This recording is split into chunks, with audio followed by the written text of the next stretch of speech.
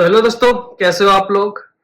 तो इससे पहले मैंने बहुत सारे वीडियोस के अंदर बताया कि कैसे हम अपने इंटरव्यू को क्रैक करते हैं, क्या क्या टॉपिक्स पूछे जाते हैं। जैसे जावास्क्रिप्ट में क्या पूछा जाता है, रिएक्ट में क्या पूछा जाता है, रिएक्ट नेटिव में क्या पूछा जाता है, किस तरीके के क्वेश्चंस बनते हैं। बहुत बार मैंने पहले शेयर किया है। ओके, तो कुछ लोगों को अभी भी कंफ्यूजन है कि क्या टॉपिक्स हैं, क्योंकि कुछ वीडियोस जो पुराने बनाए हुए थे वो वीडियोस उन तक पहुंच नहीं पा रहे। ओके, तो मैंने सोचा कि क्यों ना एक थोड़ा सा डिटेल वीडियो बता दिया जाए जिसके अंदर क्या क्या टॉपिक्स पूछे जाते हैं, जिसे आप पढ़ सको। तो जो लोग करेंटली इंटरव्यू दे रहे हैं उनके पास ये वीडियो पहुंच जाएगा एंड वो लोग अपने इंटरव्यू को क्रैक कर पाएंगे। ठीक है, क्योंकि पुरानी वीडियोस जो है वो उनकी रीच नहीं रही एंड वो वीडियोस अब जल्दी मिलते नहीं। तो आज के इस वीडियो में हम क्या करने वाले हैं, हम जानने वाले हैं कि कौन से टॉपिक्स हमें जावास्क्रिप्ट में पढ़ने चाहिए। देखो 100% यही नहीं है कि उतना ही पूछा जाएगा, उसके अलावा भी आपको थोड़ा पढ़ना होगा, बट ये टॉपिक्स जरूर पूछे जाते हैं। ये मोस्टली आस्क्ड क्वेश्चंस वाले टॉपिक हैं कि इनके ऊपर ज्यादा से कुछ ज्यादा क्वेश्चंस बनते हैं। ओके, तो जो भी मेरा एक्सपीरियंस है उसके बेस पे मैं क्वेश्चन शेयर करने वाला हूं।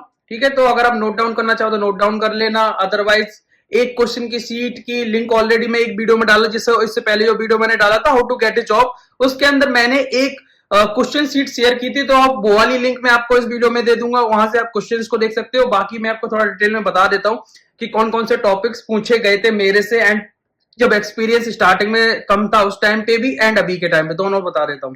ठीक है, तो सबसे पहले हम बात करते हैं जावास्क्रिप्ट की। तो जावास्क्रिप्ट में हम बिल्कुल बेसिक से स्टार्ट करें कि देखो हमें एरे के मेथड्स आने चाहिए। एरे के अंदर आप किस तरीके से एरे को, मतलब एरे कैसे बनाते हैं, लिटरल के साथ भी, ऐसे न्यू लगा के भी, या फिर डायरेक्टली कैसे आप पुश वगैरह मेथड यूज करके कैसे आइटम सेट करते हो, डिलीट कैसे करते हो, पहला आइटम डिलीट करना हो किस तरीके से, लास्ट आइटम डिलीट करना हो किस तरीके से, किसी पर्टिकुलर इंडेक्स को डिलीट करना है। तो इस तरीके से जितने भी एरे के मेथड्स बनते हैं वो आपको अच्छे से करने हैं। स्ट्रिंग्स के मेथड्स करने हैं। ओके, नंबर्स वगैरह देख लो कैसे क्या होता है, नल अनडिफाइंड वगैरह इनमें क्या फर्क होता है ये देखना है। डेटा टाइप में थोड़ा सा देख सकते हो कि एग्जैक्टली, मतलब अगर उसने पूछ लिया आपको और फ्रेशर आपसे पूछ लिया कि कौन कौन से डेटा टाइप होते हैं, तो आपको वहां पे ये नहीं करना कि शायद ये होता है शायद ये होता है, इस तरीके से नहीं बताना है। वहां पे पूरा अच्छे से एक्सप्लेन करना होगा। तो डेफिनेटली ये चीजें भी आपको देखनी है कि जावास्क्रिप्ट में डेटा टाइप कौन कौन से होते हैं। ठीक है, उसके बाद ये सब चीजें करने के बाद आप देख सकते हो कंट्रोल फ्लो। कंट्रोल फ्लो में आपका वही जो आपका फॉर, इफ, एल्स है ना, for loop, for of, for in और वाइल है ना, स्विच केसेस वगैरह, ये सारी चीजें आती हैं। तो उसको हम कंप्लीट, ये जो कंडीशनल वाली चीजें होती है ना टॉपिक, इनको हम कंट्रोल फ्लो बोलते हैं। तो इस कंट्रोल फ्लो के अंदर जो भी टॉपिक्स आते हैं आपको 100% इनको पढ़ना ही पड़ेगा, क्योंकि जब आप कोडिंग कर रहे होगे तो वहां पे आप इन कंट्रोल फ्लो को जरूर यूज कर रहे होगे। तो इसके बारे में आपको नॉलेज अच्छी होनी चाहिए। मैं बोलूं वाइल और स्विच, इन दोनों में से किस तरीके से क्या यूज होगा, तो ये आपको एक फर्क पता होना चाहिए। ठीक है, अब हमारा पहला हो गया कि हमने डेटा टाइप्स एंड उसके कुछ मेथड्स एंड उसके बाद ये कंट्रोल फ्लो, उसके बाद ES6। अब ES6 में मेरे हिसाब से 14-15 टॉपिक बनते हैं। तो 14-15 टॉपिक में आप ये देखोगे कि ES6 में ये टॉपिक ऐड किए गए हैं, तो ES5 में क्या था, इनके बीच में क्या क्या डिफरेंस है, दोनों के बीच में क्या नई चीज अपडेट आ गई है, पहले क्या इशू था, या फिर क्या सॉल्यूशन मिला है ES6 में, ES5 में नहीं था। इस तरीके के क्वेश्चंस आपको सर्च करने होंगे गूगल पे एंड उनके आंसर्स आप चैट जीपीटी का यूज कर सकते हो इजीली, एंड उसमें आप क्वेश्चन डालोगे, उसके बेस पे आपको आंसर मिल जाएगा। तो विद एग्जांपल आपको वो चीज करनी होगी। ठीक है, ES6 बहुत इंपॉर्टेंट है। जैसे मैंने बोला ES6 के अंदर टॉपिक है, थोड़े से अगर हाईलाइट करें इन पे, तो हमारा स्प्रेड ऑपरेटर, डिस्ट्रक्चरिंग और arrow function and let and const है ना, विद एग्जांपल अच्छे से। उसके अलावा तुम्हारा और भी कुछ चीजें ऐड हुई हैं। 14 से 15 टॉपिक है, अच्छे से देख लो। अगर आप रेफरेंस की बात करोगे कि कौन सी वेबसाइट पे देख रहे हो, पहला तो मैं अपना बताऊंगा कि इंस्टाग्राम पे मैंने डाल रखा है, यूट्यूब पे भी मैंने कुछ डाल रखी है। यूट्यूब पे ज्यादा नहीं, इंस्टाग्राम पे मैंने इनके सेपरेट वीडियोस डाल रखे हैं, तो वहां जाके आप देख सकते हो। अगर वहां नहीं आपको देखना है तो आप W3 स्कूल्स पे चले जाओ। एक वेबसाइट है javatutorial.net, ये कोई प्रमोशन नहीं है भाई, इनसे ही मैंने प्रिपरेशन की थी। तो वहां पे जाके ना टॉपिक वाइज अच्छे से थोड़ा बताया है। W3 में थोड़ा सा कम बताया है, बट डिटेल वर्जन में थोड़ा सा javatutorial.net पे बताया है, तो वहां जाके आप पढ़ सकते हो। ठीक है, अब ES6 हो गया आपका, ये हो गया। उसके बाद एडवांस फंक्शंस आते हैं जावास्क्रिप्ट के अंदर, एरर हैंडलिंग आती है। ओके, एंड ये असिंक्रोनस वाला जो टॉपिक आता है, ये सारी चीजें आपको पढ़नी है जावास्क्रिप्ट में। तो मोस्टली मैं बताऊं ना, सारी चीजें कवर हो रही हैं, इनमें कोई बहुत ज्यादा फिल्टर्ड नहीं आया जावास्क्रिप्ट में कि बहुत सारे टॉपिक रह गए हैं। बस वो डॉम मैनिपुलेशन वगैरह वो सारी चीजें रह गई, तो वो जब आप जावास्क्रिप्ट में HTML वगैरह यूज कर रहे होगे तो उस टाइम पे आपको एक्सप्लेन मतलब ज्यादा बेटर समझ में आएगा। आप उसकी डेफिनेशन तो अभी पढ़ सकते हो, बट जब तक आप उस एक्सपेरिमेंट करोगे नहीं, मतलब HTML में जैसे मान लो मैंने कोई एक पी दे दिया, कोई स्पेन दे दिया, मैं बोलूँ इसमें डायनेमिक या एक लिस्ट सेट करनी है, तो वो चीज आप जब कर रहे होगे उस टाइम पे आपको इनर HTML वगैरह ये सेट करना, तो करोगे प्रैक्टिस तभी वो चीज आएगी, अदरवाइज आप इसका थ्योरेटिकल पढ़ सकते हो अभी के टाइम में। ठीक है, तो एरर हैंडलिंग, एडवांस फंक्शंस जिनमें आपका कॉल, अप्लाई एंड बाइंड वगैरह आता है, ये सारी चीजें। और ये हो गया। ठीक है, अब बेसिक जो आपको जावास्क्रिप्ट पूछा जाएगा इन सब में से पूछा जाएगा, तो ये टॉपिक आपको पढ़ने। अब आप ये मत कहना कि भैया एक एक क्वेश्चन, सीट मिल जाएगी उसके अंदर, इनमें से ज्यादातर सारे क्वेश्चन होंगे वो आप पढ़ लेना। अब बात करते हैं रिएक्ट की।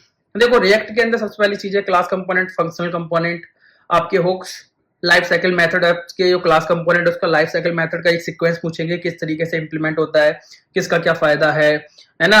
और मतलब जो भी लाइफ साइकिल मेथड्स हैं जो मैन यूज करते हैं उनके अलावा भी जो है वो भी देख लेना अच्छे से। उसके बाद आपका प्योर कंपोनेंट वगैरह क्या होता है, and high order functions. High order functions कहाँ जावास्क्रिप्ट में थी, तो यहाँ पे हाई ऑर्डर कंपोनेंट वगैरह पूछा जाएगा आपसे। और उसके हुक्स, हुक्स में तो आपको पता ही है कौन कौन से ज्यादा इंपॉर्टेंट है जो थ्योरेटिकल बनती है, use callback, use memo, use context जब आपको बात करी जाएगी, प्रॉप ड्रिलिंग वगैरह, एंड यहाँ पे आपको बोला जाएगा वैल्यू कैसे पास करनी है, उस केस में आपको यूज रिड्यूसर का क्या लॉजिक है। ओके, प्योर कंपोनेंट वगैरह, यूज मेमो एक्चुअल में क्या करता है या मेमो क्या करता है, मेमो रिएक्ट के अंदर आता है ना, फंक्शन होता है जो मेमो कंपोनेंट बनाने के लिए यूज करते हैं। तो ये चीजें आपको रिएक्ट में पूछी जाएंगी। एंड हुक्स में बेसिकली जब क्लास कंपोनेंट, फंक्शनल कंपोनेंट की आप बात कर रहे हो तो वहां पे डिफरेंस पूछा जाएगा कि क्या ऐसा था क्लास कंपोनेंट में जो फंक्शनल कंपोनेंट में एडवांस आ गया है या फिर कम हो गया, क्या फर्क है एक्चुअल में, हम ऐसा क्यों कर रहे हैं कि पहले क्लास कंपोनेंट यूज करते थे अब फंक्शनल कंपोनेंट में ज्यादा फोकस कर रहे हैं, ऐसी क्या चीज है उसमें। ठीक है, एंड लाइफ साइकिल मेथड्स जो है वही अगर फीचर्स हमें क्लास कंपोनेंट में जो हम यूज कर रहे थे वो अगर फंक्शनल कंपोनेंट में यूज करें तो क्या चीज हमें अप्लाई करनी होगी, क्या फीचर्स यूज करने होंगे जो हम सेम प्रॉपर्टी को यहाँ पे इंप्लीमेंट कर सकें। तो इसके लिए आपको अच्छे से डिटेल में पढ़ना होगा हुक्स को एंड क्लास कंपोनेंट को। हाँ, भले ही आप क्लास कंपोनेंट यूज नहीं करने वाले हो पर इंटरव्यू पॉइंट ऑफ व्यू से बहुत इंपॉर्टेंट है क्योंकि इसके क्वेश्चंस पूछे जाते हैं। ठीक है, अब चलते हैं अगली बात रिएक्ट नेटिव पे। देखो रिएक्ट नेटिव में सबसे पहले आपसे पूछा जाएगा रिएक्ट नेटिव की कंपोनेंट के बारे में। रिएक्ट नेटिव की जो कंपोनेंट है जैसे उसमें आपका फ्लैट लिस्ट हो गया, स्क्रॉल व्यू हो गया, सेक्शन लिस्ट हो गई, एंड टेक्स्ट इनपुट वगैरह के बारे में तो नॉर्मली नहीं पूछेगा, बटन्स वगैरह, टचेबिलिटी के बारे में, ओपेसिटी, स्टाइलिंग के बारे में, शैडो के बारे में पूछ सकता है। अगर पूछेगा तो इतना डीप में नहीं पूछेगा। देखो स्टाइलिंग के बारे में बहुत कम पूछता, पर स्टाइल कंपोनेंट कहाँ, अगर कोई ऐसा पैकेज है जो रिएक्ट नेटिव में हम स्टाइल कंपोनेंट के लिए यूज करते हैं, नेविगेशन कैसे यूज करोगे, नेविगेशन में किस तरीके से हम नेविगेटर बनाते हैं, कितने तरीके नेविगेटर होते हैं। मैंने एक वीडियो डाला था इसके अंदर 3 तरह के नेविगेटर बताए थे, मैंने स्टैक बताया था, बॉटम बताया था, ड्रॉअर बताया था, है ना, tab navigator, drawer navigator and stack navigator, इनके बीच में क्या फर्क है, कैसे काम करते हैं, तो वो सारी चीजें पूछे, डेटा कैसे पास करते हैं नेविगेशन के जरिए, इसके ऊपर क्वेश्चन पूछा जा सकता है। फिर रिएक्ट नेटिव के अंदर परफॉर्मेंस ऑप्टिमाइजेशन पे आपका पूछा जाएगा कि परफॉर्मेंस कैसे ऑप्टिमाइज करें ऐप के अंदर, कंपोनेंट के बारे में बात करी जाएगी, एपीआई के बारे में पूछा जाएगा कि आप क्या क्या मेथड्स यूज करते हो एपीआई के लिए, एंड फैच में अगर आप फैच और एग्जॉस्ट यूज कर रहे हो तो क्या फर्क रहता है फैच और एग्जॉस्ट के अंदर, डेटा का स्ट्रक्चर क्या रहता है उसका, किस तरीके का रिस्पॉन्स मिल रहा होता है, ये क्वेश्चन आपसे पूछे जाएंगे। उसके बाद अगर रिएक्ट नेटिव और बात करें तो आपको लोकल स्टोरेज क्या रिएक्ट नेटिव के अंदर यूज करते हो, तो देखो अगर आपको वाटरमेलन डीबी के बारे में पता हो तभी आप बताना उसके बारे में, अदरवाइज आप असिंग स्टोरेज बता के अपनी जान छुड़ा लेना। ठीक है, अगर नहीं पता तो वीडियो देख लेना, यूट्यूब पे मिल जाएगा, वाटरमेलन डीबी के ऊपर मैंने डाल रखा है, तो आप एक अंदाजा वहां से लगा सकते हो कि कैसे इसको हम यूज करेंगे। ठीक है, फायरबेस के बारे में कुछ पूछा जाएगा कि फायरबेस में कैसे हम डेटाबेस कौन सा यूज करते हैं, कैसे ऑथेंटिकेशन वगैरह यूज होता है।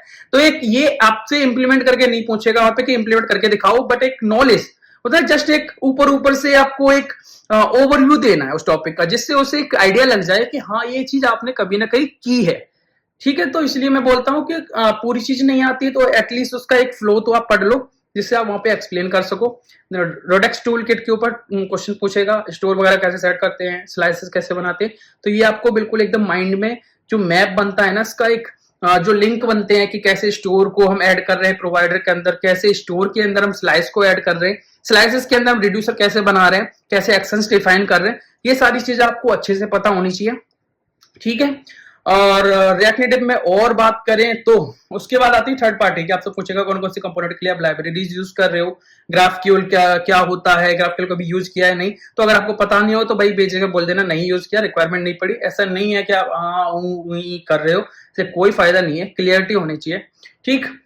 उसके बाद अब पूछेगा आपने क्या क्या प्रोजेक्ट्स किए, प्रोजेक्ट्स के अंदर वो प्रोजेक्ट के बारे में बताना आपने किए हैं, ऐसा नहीं है कि कुछ भी बोल दो इंप्रेसिव जमाने के लिए, वो प्रोजेक्ट बताना जिसमें सच में आपने काम किया है और जिसका आप फ्लो समझा सको कि आपने क्या टेक्नोलॉजी यूज की, क्या क्या पैकेजेस यूज किए थे, क्या इश्यूज आप फेस कर रहे थे, जब वो इशू आ रहा था तो आपने उससे ओवरकम कैसे किया, कैसे सॉल्यूशन ढूंढा, ये सारी चीजें आपको वहां पे बतानी होंगी। रिज्यूमे के अंदर जो आपने प्रोजेक्ट्स मेंशन करने वो वही मेंशन करने इसमें सच में आपने काम किया, ऐसे ही कहीं से उठा के डाल दिया ऐसा मत मेंशन करना, क्योंकि अगर उसने क्वेश्चन पूछ लिया तो आप वहां पे फंस जाओगे, तो वो इंप्रेशन डाउन जाएगा, ठीक है। ये हो गया।